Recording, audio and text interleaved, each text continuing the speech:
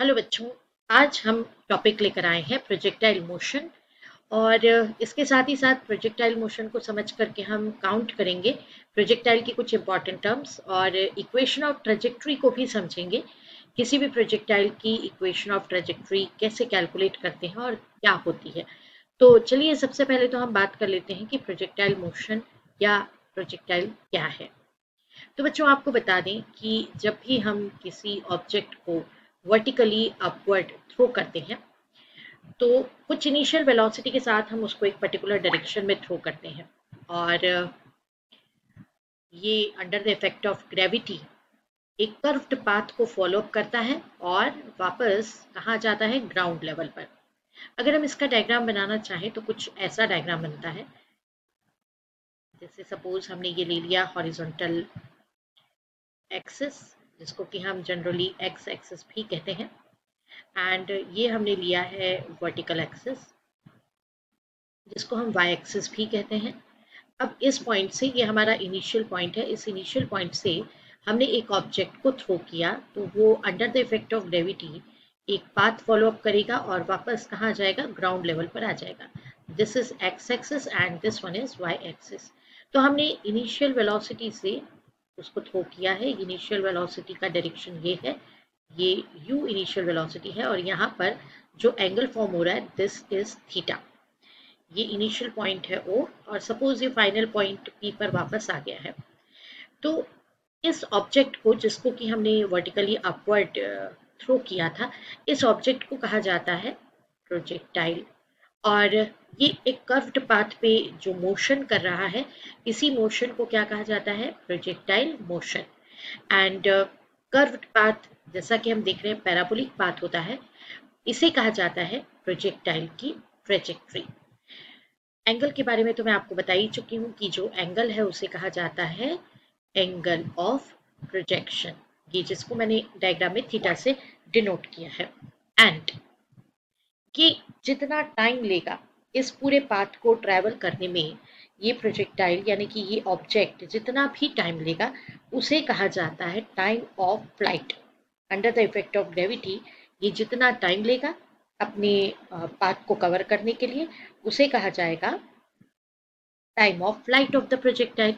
इसको हम generally capital T से ही डिनोट करते हैं, तो ध्यान रखिएगा इसको डिनोट जब भी करें, इसको कैपिटल टी से ही डिनोट करें।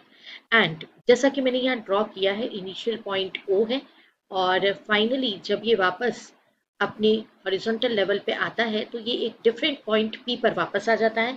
तो इसे कहा जाता है horizontal range and it is denoted by capital R। तो ये हॉरिजॉन्टल डिस्टेंस, इसे क्या कहा जाता है, OP को क्या कहा जाता है, हॉरिजॉन्टल रेंज। तो चलिए अब हम ट्रेजेक्ट्री का इक्वेशन, जो कि क्वेश्चन बार बार पूछा जाता है एग्जाम में, तो देखिए बच्चों यहाँ पर हमने इसको कवर करने के लिए एक डायग्राम बनाया हुआ है। इस डायग्राम को आप अच्छी तरह से देख लें। ये जो डायग्राम आपको दिखाई दे रहा है ये एक प्रोजेक्टाइल के लिए बनाया गया है। हमारा क्वेश्चन क्या है, तो हमारा क्वेश्चन है prove that trajectory of projectile is parabolic, है ना। तो इसी को हमको क्या करना है, प्रूव करना है। तो चलिए अब देख लेते हैं डायग्राम को। तो ये इनिशियल पॉइंट है, इस इनिशियल पॉइंट से प्रोजेक्टाइल को लॉन्च किया गया है O पॉइंट, और U वेलोसिटी से इसको लॉन्च किया गया या प्रोजेक्ट किया गया एट एंगल थीटा। तो इसके U के यानी इनिशियल वेलोसिटी के दो कंपोनेंट होंगे। एक होगा x कंपोनेंट, जिसको कि हम ux से डिनोट करेंगे। It is equals to u cos theta. आप जानते हैं वेक्टर के रिजॉल्ट पार्ट, तो थीटा जिस एक्सिस के साथ बने वो cos थीटा वाला कंपोनेंट होता है, और y component that is uy is equals to u sin theta. अब बच्चों एक चीज यहाँ पर ध्यान रखने की है कि जब हम मैक्सिमम हाइट कवर करते हैं, देखिए ये जो पूरा की पूरा पोर्शन है दिस इज मैक्सिमम हाइट, यहाँ हॉरिजॉन्टल लेवल से लेकर के और इस पॉइंट तक ये मैक्सिमम हाइट कवर की है। यहाँ मैक्सिमम हाइट पर जाकर के कुछ माइक्रो सेकेंड के लिए वेलोसिटी जो है वो जीरो हो जाती है, तभी हमारा जो प्रोजेक्टाइल है वो इस तरीके से वापस क्या होता है, डाउनवर्ड आता है। अदरवाइज तो वो कहाँ जा रहा था, ये अपवर्ड जा रहा था, अगेंस्ट द ग्रेविटी जा रहा था। तो यहाँ एक चीज सामने आती है कि जब हम इस पार्ट को कवर अप करेंगे, मतलब ये वाले पार्ट को कवर अप करेंगे, तो हम अगेंस्ट द ग्रेविटी जा रहे हैं। तो वाई डायरेक्शन में जो हम एक्सेलरेशन लेंगे उसे हमें लेना होगा -g। और सिंस ये इस तरफ खुद से तो चलता नहीं है, एक्स डायरेक्शन में जाता कहाँ है, वर्टिकली अपवर्ड और वर्टिकली डाउनवर्ड, इसलिए ए एक्स ये कंपोनेंट, मतलब एक्सेलरेशन का जो एक्स कंपोनेंट है वो हमेशा कैसा लिया जाता है, 0।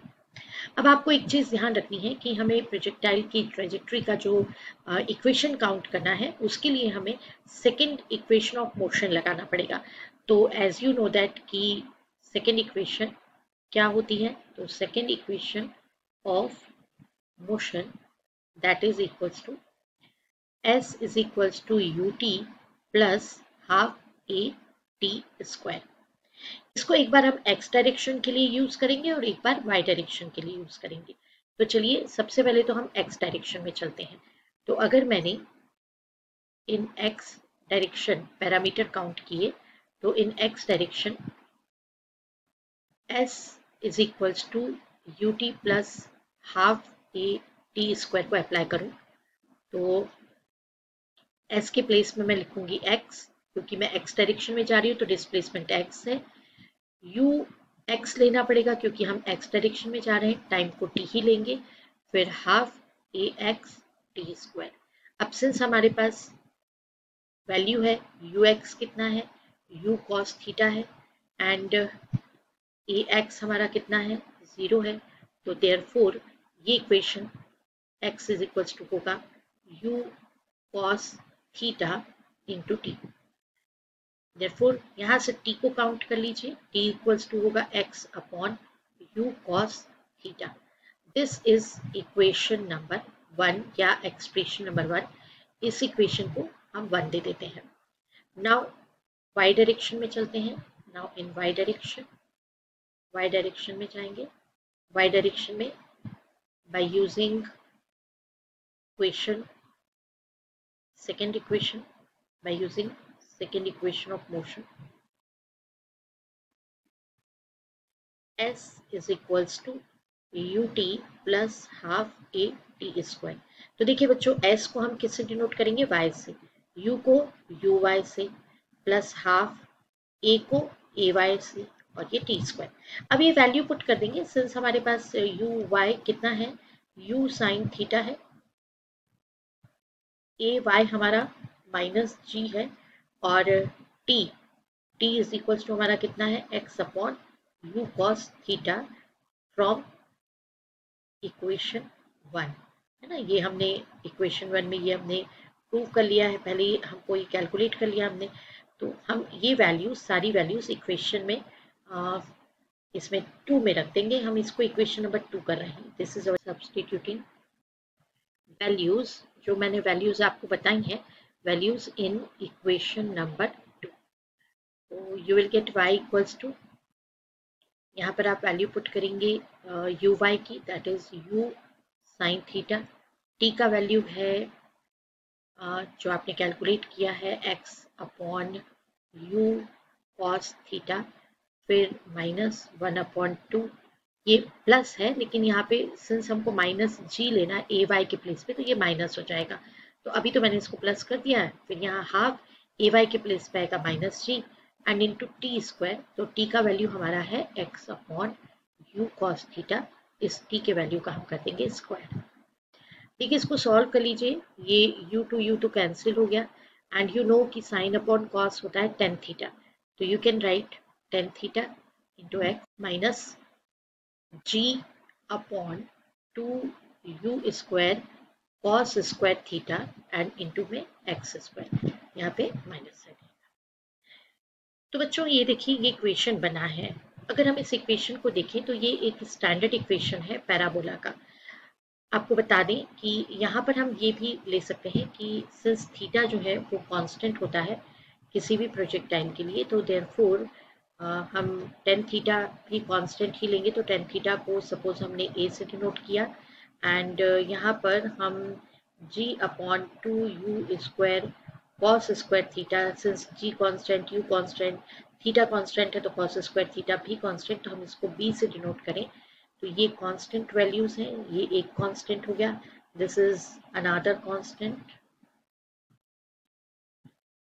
तो हमारा ये जो इक्वेशन है इसको हम इक्वेशन नंबर 3 कर देते हैं। तो equation 3 can be written as, then equation 3 can be written as y is equals to ax minus bx square. Since this is the standard equation for parabola, ये जो इक्वेशन है ये कैसी इक्वेशन है, ये पैराबोला की standard equation, this is standard equation for a parabola. So hence we say that path followed by a projectile is parabolic, या फिर हम ये कह सकते हैं कि trajectory of projectile is parabolic, hence proved. So thank you for watching.